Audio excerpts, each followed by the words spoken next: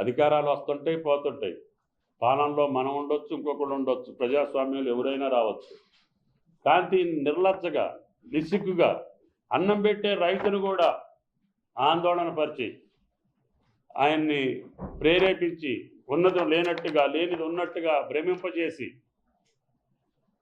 వాళ్ళ ద్వారా రాజకీయ లబ్ధి పొందాలనుకునేటటువంటి నీచ సంస్కృతి ప్రతిపక్ష పార్టీలు మానుకోవాలని చెప్పి విజ్ఞప్తి చేస్తున్నా. అది మీకు ఫలించదు. ఎందుకంటే మీ గతం మిమ్మల్ని వెంటాడుతుంది, మీ చరిత్ర మిమ్మల్ని వెంటాడుతుంది. మీరు చేసినటువంటి రుణమాఫీ గత 5 సంవత్సరాల్లో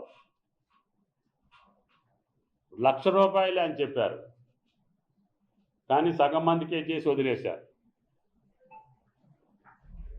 12/12/18వ తారీఖు నుంచి 9/12/23 వరకు, అంటే 5 సంవత్సరాల కాలంలో మీ బ్యాంకులో తెలంగాణ రైతులు తీసుకున్నటువంటి పంట రుణం ఏదన్నా ఉంటే ఆ ఖాతాలన్నింటినీ కూడా మాకు పంపించమని చెప్పి మేము బ్యాంకులను అడిగాం. ఆ బ్యాంకులు మాకు పంపించినటువంటి లిస్టు ఆ పెద్దలకు పంపిస్తాం. వాళ్ళు పంపించినటువంటిది 41,07,892 వాళ్ళ ఖాతా నెంబర్లో పంపించారు. 41,78,892 మంది మా దగ్గర అప్పు తీసుకున్నారని చెప్పి 40 బ్రాంచులు, ఈ రాష్ట్రంలో ఉన్నటువంటి 40 బ్యాంకులు, కార్పొరేషన్ బ్యాంకులు కావచ్చు, గ్రామీణ బ్యాంకులు కావచ్చు, కోఆపరేటివ్ బ్యాంకులు కావచ్చు, అందరిని అడిగాం. మా రైతులు 5 సంవత్సరాల్లో పంట రుణం తీసుకున్నటువంటి జాబితా మాకు పంపించండి, మేము వాళ్ళ రుణం తీర్చదలుచుకున్నాము కాబట్టి ఇవ్వమని చెప్పాం. ఇవ్వమని చెబితే ఇచ్చినటువంటి ఖాతాలు ఇవి. ఇప్పుడు